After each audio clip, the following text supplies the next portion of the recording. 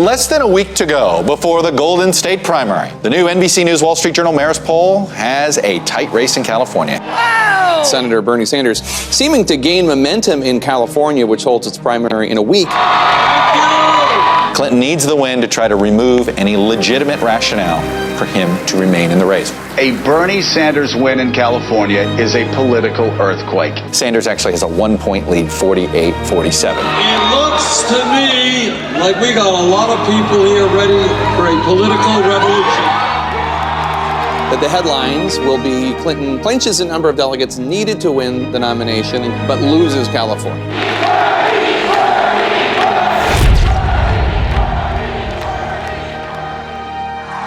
First time in our nation's history that a woman will be a major party's nominee.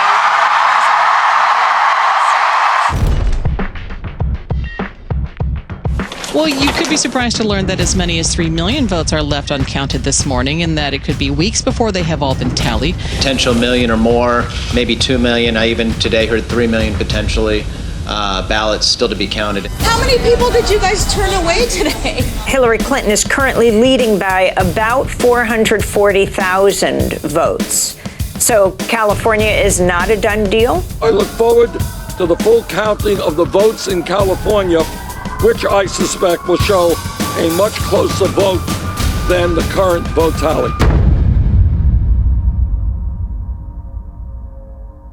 My name is Carissa. I'm Sarah Watts. My name is Meg Pinto. My name's Alex, and I decided to be a poll worker on June 7th, 2016. I was a poll worker. I was a poll inspector. I was a poll inspector in San Gabriel, California. I got involved because I wanted to be on the other side of things when I saw all the problems that were happening all over the country. Decreases in voter turnout have been found in states that require photo IDs to vote. Some people still in line to cast their ballots. Many Brooklyn residents who thought they were registered showed up to vote, only to find their names were not on the list. We need to count all provisional ballots and say, shut the fucking election down. We deny people the right to vote. Next speaker.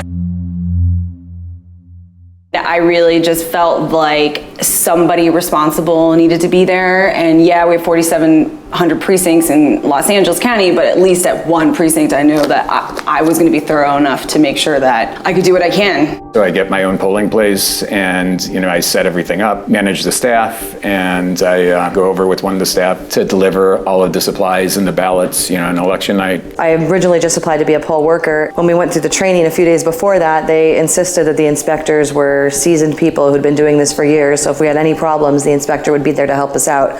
And then 6 days before, I get a call to be the inspector with absolutely no additional training. I'm standing with Henry B. Stanton, one of the county's most experienced inspectors. Thanks for your time, Henry.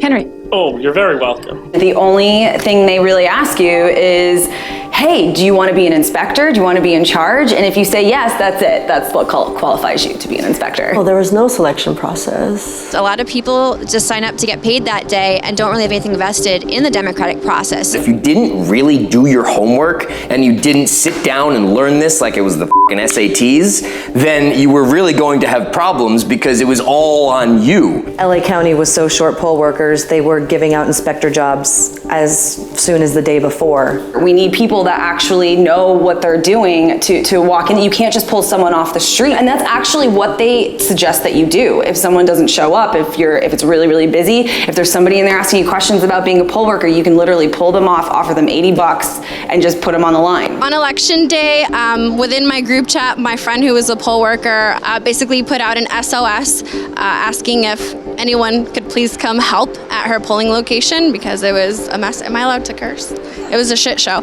Been a 3-ring shit show. It was chaos. So right after voting at my polling location, I just drove over to help out. So I wasn't planning on being a poll worker that day. The hiring process for these poll workers is there's just nothing. You want in, you got it. Everybody was confused and nobody was totally qualified to be doing that job. Sadly, I was significantly more informed than the actual poll workers who underwent training. Knowing the correct procedures is key to running a successful polling place. The in-person training was inadequate. They went through everything as fast as they could. Well, it's a lot of information to come to speed with, quickly. Honestly, very confusing. They are rolling you through like cattle. It was just thrown at you very quickly. The way that voters are informed about their duties and rights is absolutely appalling. But it's like drinking out of a fire hose, 100 pages of information. Whatever happens, it is all in the books. They're like, oh, if something bad happens, don't call anybody. Look at this first. In the heat of the moment, people are yelling at you, and it's 90 degrees in your precinct, and this is what you have to look at to see and troubleshoot the situation. The people running the training class said at the beginning that the class can be 2 hours, or it can be 3 hours if everyone has a bunch of questions, and so they would prefer it if we didn't have a bunch of questions. The question and answer segment was not allowed. That was it, and then you hand in your stub, which would be $25, and then you're on your way. One training. And don't forget, you will be working with other poll workers, and your coordinator will only be a phone call away should you need assistance. No one was reachable. No one was able to give us any help. The coordinator came in sometime in the middle of the day saying that she was representing 3 other polling places. And there was another polling place at the top by the Hollywood sign with 1 person running it. A polling place with 1 person. She took 1 person from us to help this other person out who she said was not all there. We want to go to Brad Perry because Brad Perry is in a very interesting polling location. We're over here at Claremont Mortuary. Good morning. Have you voted here before? Is this your first time at the mortuary? Casket or voting? Voting? Okay. Didn't know someone's come here to get a casket or anything. It was disappointing. It was disappointing because 5 people out of 6 poll workers didn't know about all the idiosyncrasies of how to handle voters. They're voting for the president, and we are the front lines to making their vote matter. It's just, I don't even see how there can be accountability if there's no proper training to begin with. So how can you blame the person doing something wrong if they're not receiving the kind of information that they need to receive in order to do their job properly? It's imperative that poll workers know what's going on because the entire election process actually hinges on the poll workers because they decide who gets to vote and how they get to vote. And then that's how we elect our officials. So if they don't know what they're doing, then we don't have a functioning democracy. I'm sure they'll wait for you. It sounds like they're desperate. And like 20 minutes later, I get another phone call from somebody who says, oh yeah, we can have this stuff delivered to the house. I have a 4 o'clock training to be a poll inspector. Guys, what the Well, first off, you take all the stuff that's in the precinct, even the voting machines, live ballots, everything just goes into your house. Every single study comes to the same conclusion, that the machines are unreliable, they're vulnerable, and they can be hacked. You were brought a broken machine. They don't test them first? I can't answer for the county. Okay. The first problem that we had was our ballot machine broke. It hasn't worked all day, and they're all voting provisional. It is insane to me that the voting machines are just dropped off. They didn't even check my ID when they brought them to my house. I could be anybody. They don't know me. They didn't do any sort of background check on me. So it wasn't very secure because I have to unlock the box to go through the ballots, to go through all the supplies, to make sure I have everything I need. Just the ballot boxes has sealed. But then I literally have the ballots and I have the ink thing and I could actually go through and blot them if I wanted to. Because at the end of the day, there's nothing, now that I think about it, there's nothing that would have stopped if we had filled out 200 ballots ahead of time and just made sure that they matched the ballots in our box. We could have replaced every single person's ballot if we wanted to. Our voting system is definitely not as secure as I would think it would need to be to decide the President of the United States.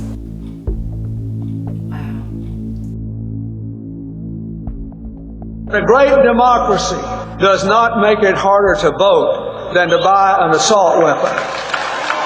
There's so many things that you can mess up as a clerk walking in off the street. They just pull you off the street.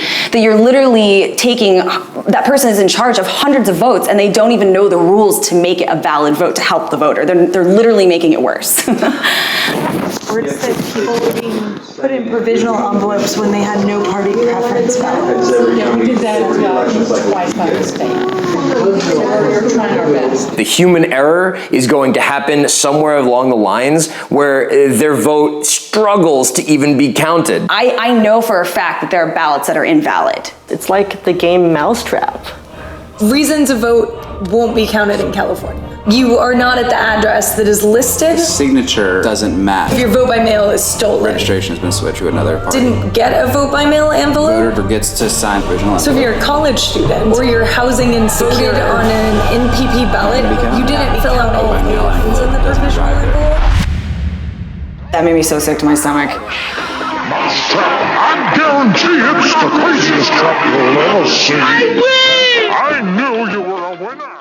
I had my initial training on May 17th. The woman that I was sitting with, was telling me all about this, poll worker, like subculture that they have and all their flair that they wear on their, their stuff. It was so cute, and it made me feel confident sitting there that I was with people that have been doing this, since the Truman years. So we came to that part and how to process no party preference voters. The woman that I was sitting next to, she started making notes, in the margins of her book saying, oh, this is new. They're the only handbook I've seen so far that explicitly says, do not inform the voter. And so now they're going against the Secretary of State's own training, which is supposed to be uniform statewide. I mean, that's the fair way to run an election, isn't it? I'm listening to the instructor, and he's saying that all non-party preference voters have to specify what ballot they want, or they're going to be given provisional ballots by default. I have to say the magical phrase, hello, I should like a Democratic crossover ballot, please. So you're telling us that provisional ballots will be the default ballot unless non-party preference voters specifically ask for a different ballot?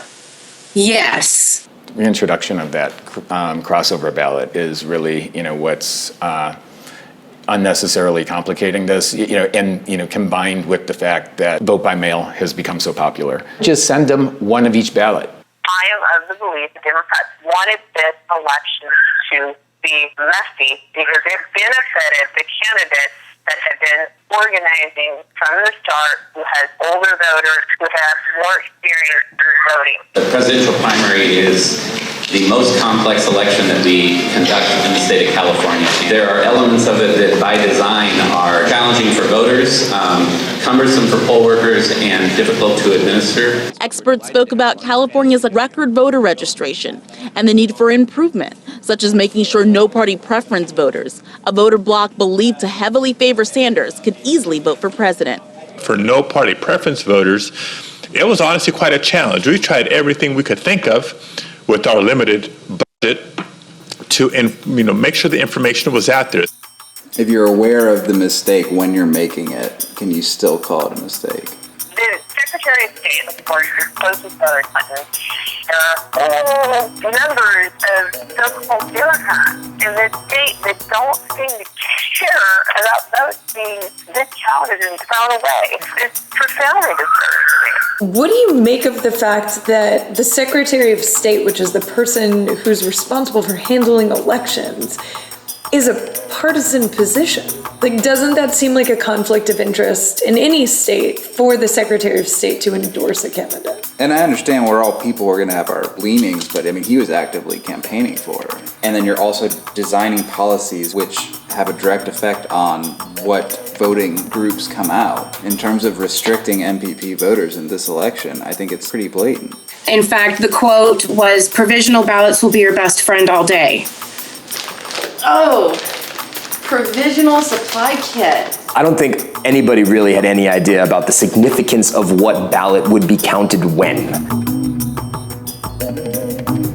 If I were to put a percentage on it, 40% of them were provisional, and a lot of them were vote by mail. Out of 319, they give out 70 provisional ballots. Less than 275 people that showed up to vote, and we gave out 57 provisional ballots. I shared a precinct in Pasadena where I witnessed 157 provisional votes out of 300.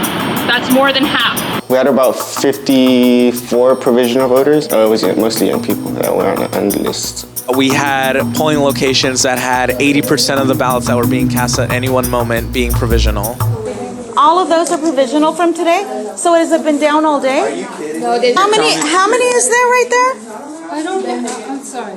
There's like 200 ballots there. Basically, the way the ROV instructed us to give out provisional ballots was like an NFL player in a strip club making it rain. The fact that poll workers are just handing out provisionals like candy, just like, here you go, without questioning why the person might even need it in the first place, really disenfranchises the voter, and oftentimes voters are not even educated that they need to keep their ticket stub from the provisional ballot to check and make sure it's even counted. Comparatively to other states where they have very low rates of validation, California does validate and count provisional ballots at a very high rate. This was the number of provisional ballots cast. So at best, 38,700 voters in LA County alone are going to be disenfranchised on provisional ballots. That's the number that they're proud of, where they're like, hey, we do better than anyone else. We count all these ballots. And we are filing a lawsuit which will put the spotlight on these exit polls. We announced we were going to file such a lawsuit to compel the news media to report the actual exit poll results so that the public would know if there's apparent fraud. And guess what the media did? They canceled the exit poll. You're going to sue us to make us make it public, or we just won't do it.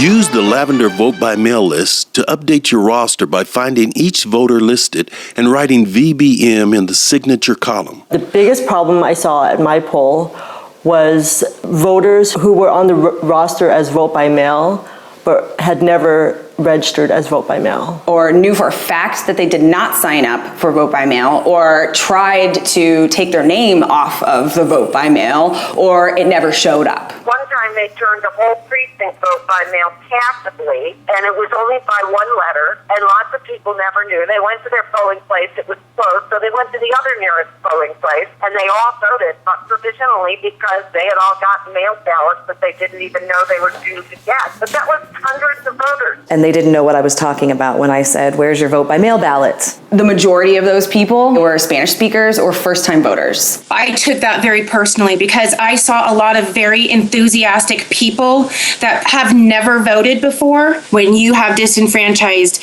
over half of the people by telling them that they got their ballot when they didn't, they never got it. How easy is that? Mail came today and I still haven't gotten anything, so. Oh, okay. Here I am. That means 2 ballots were sent to me and got not to me. I think the other part that was disconcerting for me was that there were so many voters who initially questioned what the roster says, but then they gave the system the benefit of the doubt. So we gave them a provisional ballot as if they just forgot it, or it got lost in the mail. And then they would come back and be like, I never signed up for vote by mail. They trusted the system, and the system totally failed them. I had people with their voter registration cards in front of me, giving it to me, saying, I am not vote by mail. And in the roster, it was listed as VBM. That's criminal. We used to have anecdotal evidence after we did the research that people who did vote at the polls because they never got their mail ballot looked back and the record shows a mail ballot was counted in their name for that election. That we've always thought this was evidence of a capacity for insider fraud. If you guys received a vote by mail ballot and someone went in believing they were casting their vote for the first time and cast a provisional ballot, which one takes precedence? Which one is counted? The vote by mail ballot that was sent in initially would be the vote that counts. Does that seem like a strange policy if a person believes they didn't submit that ballot? I mean, I can't really go into policy and what's right and what's wrong. That is our procedure, though. And that's unsettling to me because the vote by mail ballot should be intercepted. If they're voting provisionally on election day, I mean, it seems to me that should override the vote by mail ballot. As an inspector, you get these supplemental roster sheets. They're blue, and they come in the mail the weekend before. So I got mine on Saturday and Monday. And essentially, as an inspector, what you do is you take these, you put them into the back of your official roster. And what they told us is that there's something that changed with that person. Either they're a new voter, or they moved, or their account has been updated in some way, right? And you find all the names, and you write VBM next to them, right? Vote by mail. And when I went in the next day, I lost count, right? People that came in that I hand updated VBM. They didn't know that they were a vote by mail. They didn't have their vote by mail. And then somehow in the system, last minute, and it's really hard not to think that this is some kind of grand scheme. These were people that had no idea what we were talking about with vote by mail. So if you look at this like a normal, rational person, it just seems ridiculous. If I had just not updated their names, they would have not voted provisionally and their votes would have counted in the first initial tally. Our biggest issues at our polling location were that people were showing up as vote by mail voters. It took me fighting with them for them to finally consider giving them a provisional ballot instead of just turning them away. You can call them. Yes, right now. I've been to the polling place 3 times today, correct? I chose Democrat. I'm at the polling place. I am no party preference. And I'm also vote by mail. And the only ballot I received in the mail is an American Independent ballot. Right? She said, wow.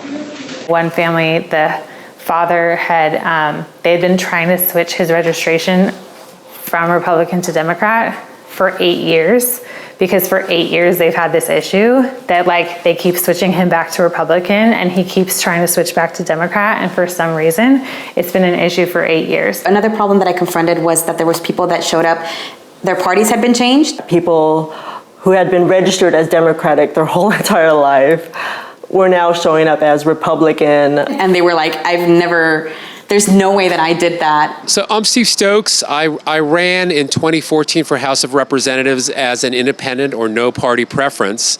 And when I decided to run in 2016 for U.S. Senate, I was going to follow Bernie Sanders' lead and run as a Democrat. And so I registered as a Democrat at the county office, but I was never changed into Democrat status. So as I was telling the poll workers, it was very obvious that there was that mistakes can be made because I was on the ballot as a Democrat and yet was on the voter rolls as no party preference. And if my status wasn't updated from no party preference to Democrat, think of how many other ballots that might have happened to people who would not have had the tenacity to pursue getting the actual correct ballot eventually. So I got my mail-in ballot and it said Republican, and I'm like, I've never been Republican. So I called the registrar's office and she said that indeed I was Republican since 2010.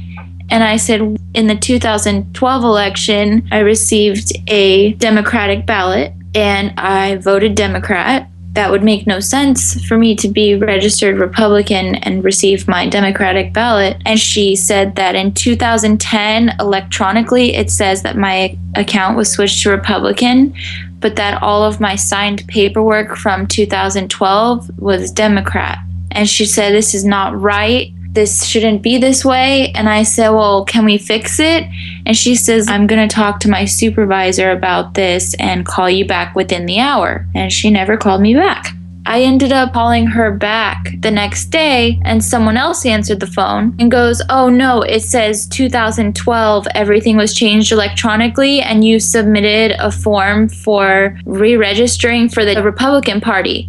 And I said, no. And she said, well, your social security number's here and your birth date's here and your signature's here, so you signed it. And I said, no, I didn't. I have no reason, nor would I ever say I'm Republican. She said, well, if you have a problem with the registry, then you can drive here to Norwalk and you can pay the fee so that you can view your file. And I said, wait, so I need to drive 50 miles to your location on my dollar and pay just to look at my file to verify that that's my signature? If your computer says something and my handwritten signature doesn't, shouldn't you fix the computer error? It would take 2 clicks of a mouse. To me, it sounds like it's all just BS. They had her voting record that she voted Democrat in the last election. Right. Why would you argue that? Wouldn't the benefit of the doubt be with her? No, apparently not. And I mean, her vote won't be counted.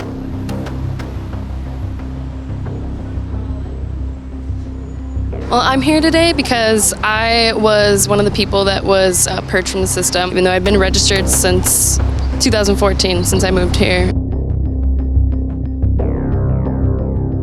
Why in a computer era where states require IDs, Ohio allows 17 types of IDs, why would you deregister anyone from the voting rolls? Like, there's not enough room on the computer. And I'm trying to go vote, and the thing is, I'm not on the list. I have proof. I go on LAvote.net. I am registered as a Democrat, but I'm somehow not on the roster, so I'm not allowed to vote.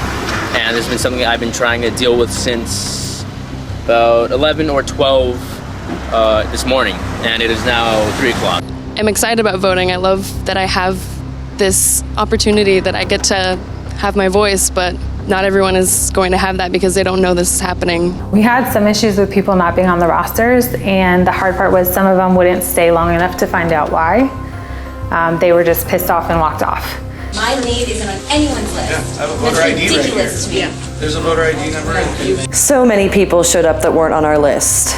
These were all people who were registered to vote, had proof of registration, had sample ballots with their name, address, and our polling place location on it, and yet they were not on our roster. 1, 2, 3, 17, 18, 19. So it's about 28 before 4 p.m., and that was before the big rush. By the middle of the day, we realized that that was happening more often than not, and we were actually relieved when we found someone's name on the roster. So what's happening? None of these people are on the roster. Most of the people that weren't on the roster, unfortunately, were young, first-time voters who were very excited to vote for the first time. Online I was active, but then I wasn't on the list. I wasn't on the blue list either, so I had to vote provisionally. Even the table that was in my polling place was just handing out provisional ballots, like sometimes not even checking the supplemental roster. Can you show me your name again? Because apparently there was something that we did not check. Oh, there's the roster. Is that it? Yes, actually, I don't really know what this is. But how many people did you guys turn away today? Okay, so what's going on there? I had to go to a Staples to get to a fax machine and pay for the copies and get them back because that list was not supplied with all the other registers. It said something about voters on top, and I said, those are the papers I need. Yeah, I don't know, I felt kind of funny doing it, because I'm not sure who's supposed to be handling this material. I wrote no signature, so. Today has been a really big struggle for me. There have been several times today where I just want to scream the lack of training. We have numerous people who are nowhere near properly trained, myself included. I'm covering the precinct next to me because their inspector is completely, utterly useless. We wound up opening late because that table was nowhere near ready. I'm scared. This is how it's been working for how long? And it's not working. Clearly it's not working, but this is how they've been doing it. Can't project that Hillary Clinton will win. The big one, California. How did your wrap-up go? Terrible. What did shock me, though, there were not one, but 2 instances where I had to be sent out back on a route to go find missing ballots. And the ballot box just happened to be in the 2 fire stations. They were just left.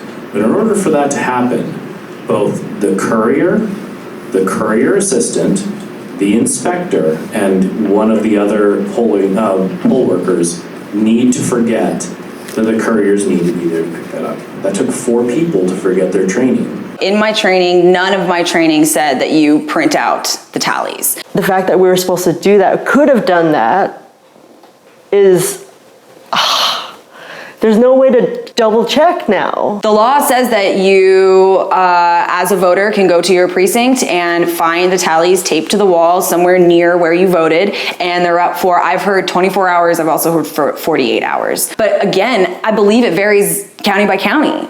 So I have not been able to find anybody yet that has found a tally in Los Angeles. When I printed the election summary reports, when I was closing down the machine at the end of the night, the crossover Democratic ballot report still showed up as 0. So this is the no party preference Democratic crossover ballot. As you can see, total vote count, it says 0. So it has 0 for presidential preference, 0 for Senate, 0 for all these things. Want to see how many ballots were actually in the box for this? Oh, all those ballots. So we have 39 no party preference Democratic ballots. These were stuck into the machine today, and none of these are counted on the report. Then you come over here, and the nonpartisan ballot, there's 1. But over here, it says 40. So I don't know if somehow the machine made a mistake and added them together, but here's the problem. Even if all these other numbers are correct, guess what's not on here? Any presidential candidate. And obviously, as you can see from what's showing, a dominant number of those are for Bernie Sanders. So I called my supervisor, I asked her what to do, and she had no idea. Her answer to me was, use your best discretion. This is bonkers. I know it didn't go well. And so that's what made me so sad in thinking about other states and other places that don't have the resources that Los Angeles has. You know, we're in California. We're one of the most progressive states in the country that has some of the most open elections in the country. And it really appalled me to see that as a native Angelino, my hometown, my home county, had so many election problems. It's just really upsetting that in 21st century America, we have to be dealing with election problems of this magnitude. I have always believed that elections were well run. I did not expect there to be a problem among Democrats. I believe that there was. I believe Democrats were suspecting about the Democrats. And I would have not believed that if I had not been closely involved in this election. If you step back and look at the way the primary system works, it was not designed with voters in mind. It was designed around the function of nominating under party rules. Going into this, we all knew that the problem with the provisionals was going to happen.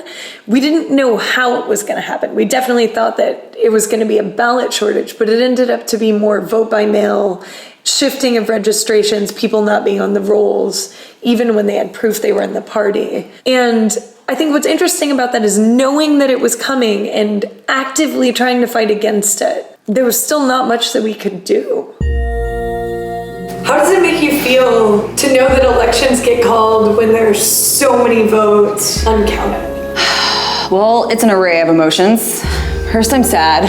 I'm really mad. My community had so many vote-by-mail ballots that weren't counted that I know went to Sanders. With only 3 ballots difference right now, it's going to flip. But I feel like it's going to flip when nobody's going to be paying attention, once the media has moved on, once the world has moved on and basically said, the election is over, deal with it. The loss in California was much, much bigger than anybody anticipated. Will you be asking for him to step aside soon? You can imagine how furious this is making some Democratic voters. We will not allow voter suppression in California or America. We think it's a man, like, everybody knows what they're doing. And we're finding out nobody knows what they're doing. And we're trying to find out who's accountable. Everyone's pointing fingers, and we just want to be able to vote. Who's to blame for these long lines?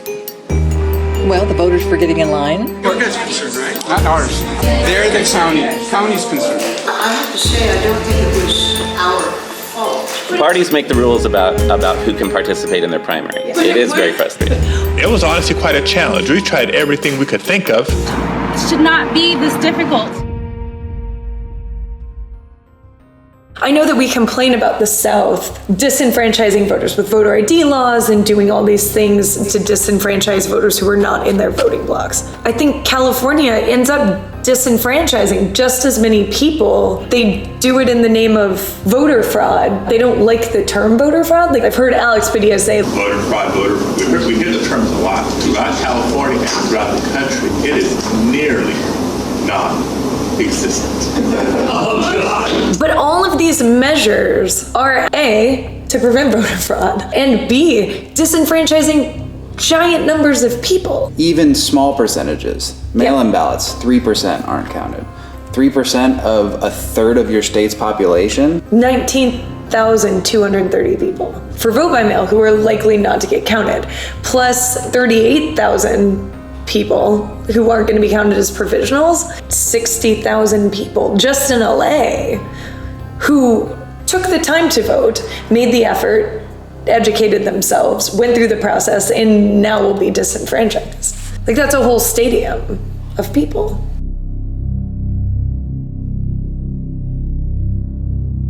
Your vote could be the one that counts. A difference of only a few votes can decide an election. After seeing how many people, how many young people have been just pulled into this election, and having this be the result, or this what happened, you know, during their first experience voting, it makes me feel sad. After being a poll inspector, I feel like democracy doesn't exist. Well, jaded is an understatement. It was soul crushing, to be honest. I did not feel like it was democracy that day. It can be a little disappointing at times to think that this is our democracy. Democracy would allow equal access to voting. They wouldn't have restrictions to voting. It was really disheartening to see so many people have to go through so much just to be able to vote. It's a basic right. Less and less people are involved in our democratic process. Why is that? Because maybe it's not such a democratic process after all. Just the fact that they have those ballots and it's up to their discretion whether or not your vote counts bothers me.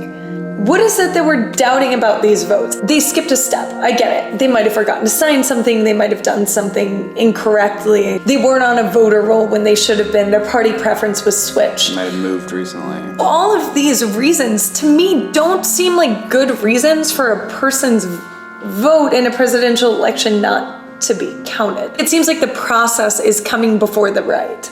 I believe in democracy. I believe it can work. It made me believe that there's less democracy here in the United States, definitely. The reason that I volunteered to do this today was because I know how screwed up and broken this system is, and I wanted a first-hand account, and this freaks me out. This is about our basic right to vote.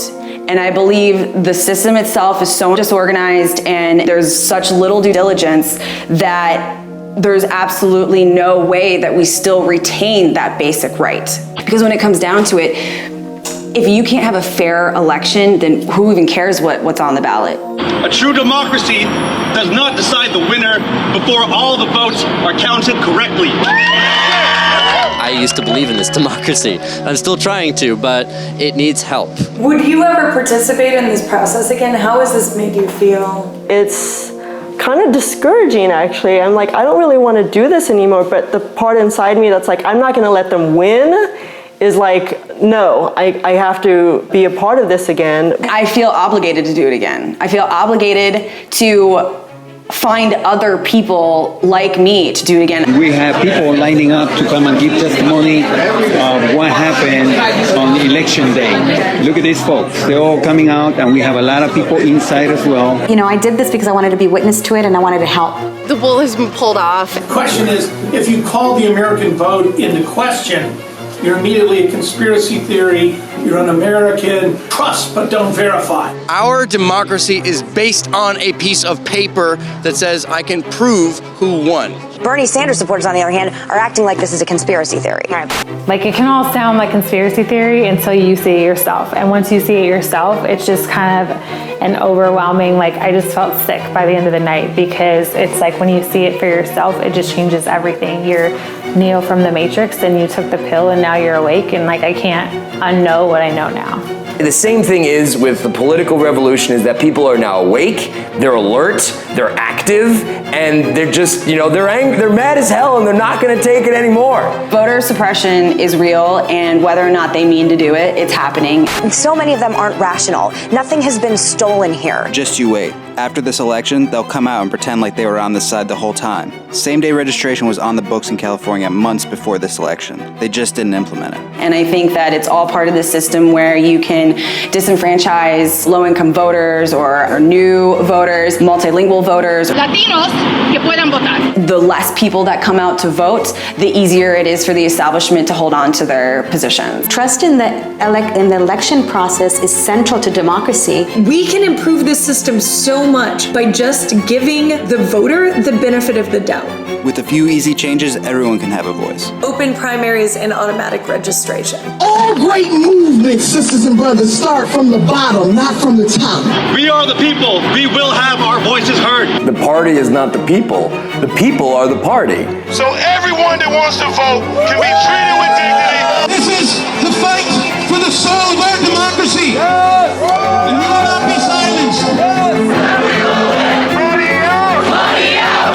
We gonna fight on!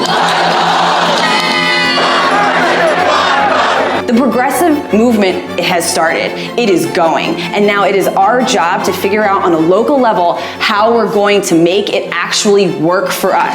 I don't think this is over. Do you? The struggle continues.